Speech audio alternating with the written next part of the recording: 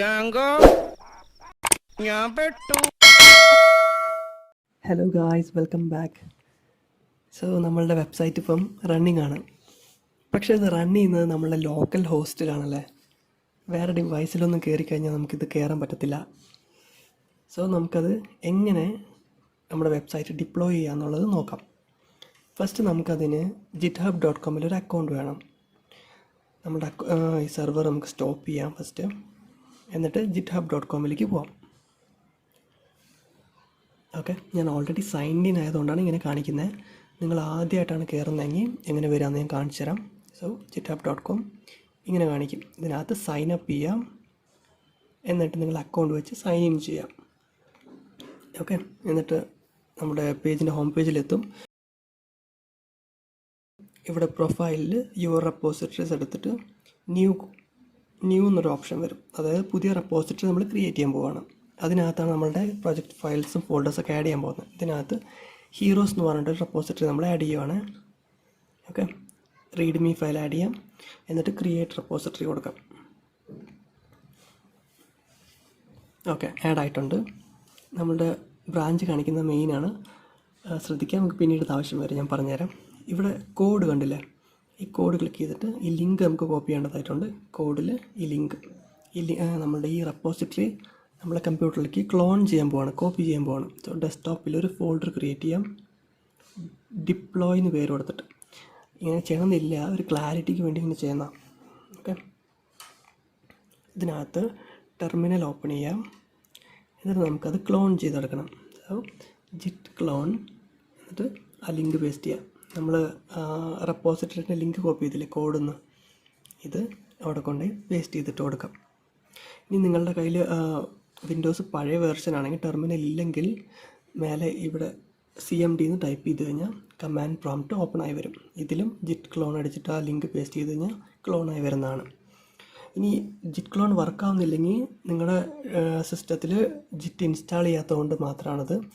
So browser എടുത്തിട്ട് ജിറ്റ് എങ്ങനെ install ചെയ്യാൻ നോക്കാം. ജിറ്റ് ഫോർ വിൻഡോസ്, എന്നിട്ട് ഫസ്റ്റ് കാണുന്ന ലിങ്ക് ക്ലിക്ക് ചെയ്തിട്ട് ഡൗൺലോഡ് ചെയ്യാം. മാക്ക് ആണെങ്കിൽ ജിറ്റ് ഫോർ മാക്ക് എന്ന് കൊടുക്കാം. ഓക്കെ, കൂടുതൽ പേരിൽ വിൻഡോസ് ആയിരിക്കും. സോ അതെങ്ങനെ ചെയ്യാൻ നോക്കാം. എന്നിട്ട് ഡൗൺലോഡ് ചെയ്തിട്ട് ഇൻസ്റ്റാൾ ചെയ്യാം. ചിലപ്പോൾ റീസ്റ്റാർട്ട് ചെയ്യേണ്ടതായിട്ട് വരും. അത് ചെയ്ത് കഴിഞ്ഞാൽ ആ ഇഷ്യൂ ഫിക്സ് ആവുന്നതാണ്. ഓക്കെ, ജിറ്റ് ക്ലോൺ, എന്നിട്ട് ആ ലിങ്ക് പേസ്റ്റ് ചെയ്ത് കൊടുക്കാം, എൻ്റർ അടിക്കാം. അത് ക്ലോൺ ആവും. നമ്മൾ ഹീറോസ് എന്നല്ല റെപ്പോസിറ്ററിയുടെ പേര് കൊടുത്ത് ഇതേ വന്നിട്ടുണ്ട്. ഇനി ഇതിനകത്താണ് റീഡ്മി ഫയൽ കണ്ടോ, നമ്മുടെ ഇവിടെ ഉള്ള അതേപോലെ. ഓക്കെ, ഇതിനകത്താണ് നമ്മളുടെ പ്രോജക്റ്റ് ഫയൽസും ഫോൾഡേഴ്സും നമ്മൾ ആഡ് ചെയ്യാൻ പോകുന്നത്. എൻ്റെ പ്രോജക്റ്റ് അല്ലേ, നമ്മളുടെ സ്വന്തം സെർവർ. ഇനി ഇത് മൊത്തം കോപ്പി ചെയ്തിട്ട് നമ്മളുടെ ഈ ഹീറോസിനകത്തിടാം. ആയിട്ടുണ്ട്. ഇനി ഇവിടെ ടെർമിനൽ അല്ലെങ്കിൽ കമാൻഡ് പ്രോംപ്റ്റ്, ഞാൻ ടെർമിനൽ യൂസ് ചെയ്യുന്നത്. നിങ്ങളുടെ കയ്യിൽ ഇനി ടെർമിനലില്ലെങ്കിൽ കമാൻഡ് പ്രോംപ്റ്റ് ഇവിടെ വെച്ച് ഓപ്പൺ ചെയ്തിട്ട് ഈ കമാൻഡ് ആഡ് ചെയ്യാം. ഓക്കെ, ഞാൻ പറഞ്ഞുതരാം എന്താ ടൈപ്പ് ചെയ്യേണ്ടതെന്ന്. ജിറ്റ് സ്റ്റാറ്റസ്, നമ്മൾ കോപ്പി ചെയ്ത ഫയൽസൊക്കെ വന്നിട്ടുണ്ട് ഇവിടെ, പക്ഷേ ആഡ് ആയിട്ടില്ല എന്ന് കാണിക്കുന്നത്. നമുക്ക് ഫസ്റ്റത്തെ command git add star. Okay, git add star ഇട്ട് കൊടുക്കാം. അതായത് കംപ്ലീറ്റ് ഫോൾഡർ ഫയൽസൊക്കെ ആഡ് ആക്കാൻ വേണ്ടിയിട്ടുള്ള കമാൻഡാണിത്. ആഡ് ആയിട്ടുണ്ട്. ഇനി ജിറ്റ് കമ്മിറ്റ് -m അല്ലെങ്കിൽ -m, എന്നിട്ട് എന്തെങ്കിലും സ്ട്രിങ്ങിനകത്തായിട്ട്, അതായത് ഡബിൾ കോട്ട്സ് അല്ലെങ്കിൽ സിംഗിൾ കോട്ട്സിനകത്തായിട്ട് എന്തെങ്കിലുമൊക്കെ ടൈപ്പ് ചെയ്ത് കൊടുക്കാം. എൻ്റെ first commit hopefully it will work on, അല്ലെങ്കിൽ it will deploy on first attempt, അങ്ങനെ കൊടുക്കാം.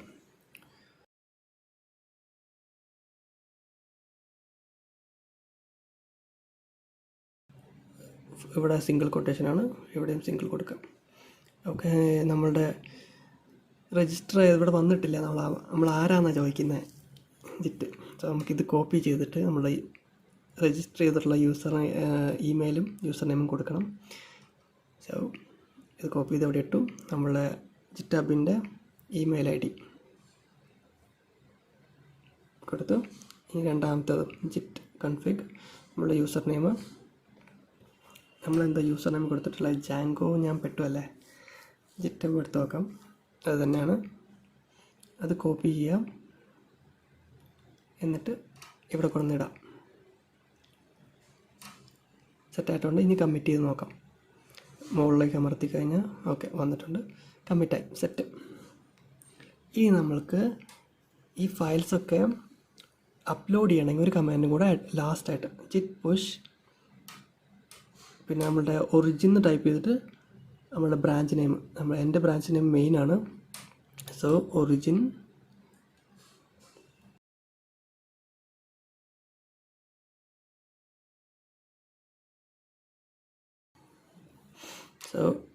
ഞാൻ മെയിൻ കൊടുക്കുവാണ്.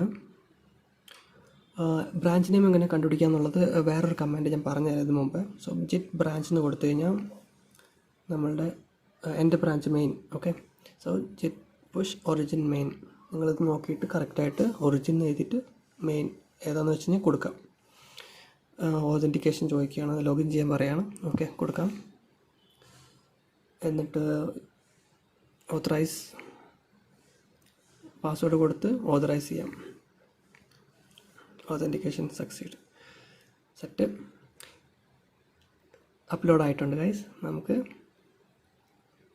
വേണ്ടോ ഒന്നുകൂടെ ട്രൈ ചെയ്തു. Everything is up to date.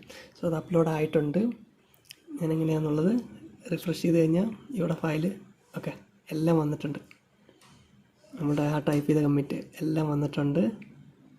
അങ്ങനെ നമ്മുടെ ഡിപ്ലോയ്മെൻറ്റിൻ്റെ ഫസ്റ്റ് പാർട്ട് കഴിഞ്ഞിരിക്കുകയാണ്. നമ്മളുടെ ഫയൽസും ഫോൾഡേഴ്സൊക്കെ ഇതിനകത്ത് ആഡ് ആയിട്ടുണ്ട്. രണ്ടാമത്തെ പാർട്ടാണ് മെയിൻ പാർട്ട്. നമുക്ക് പൈത്തൺ എനിവർ സെർവറിൽ നമ്മളിത് ഹോസ്റ്റ് ചെയ്യാൻ പോവുകയാണ്. അതെങ്ങനെയാണെന്നുള്ളത് അടുത്ത വീഡിയോയിൽ നമുക്ക് വീണ്ടും കാണാം. സോ വീഡിയോ ഇഷ്ടപ്പെട്ടെങ്കിൽ ലൈക്ക് ചെയ്യണം, നിങ്ങളുടെ അഭിപ്രായങ്ങളൊക്കെ കമൻറ്റ് ചെയ്ത് അറിയിക്കുക. So thanks for watching.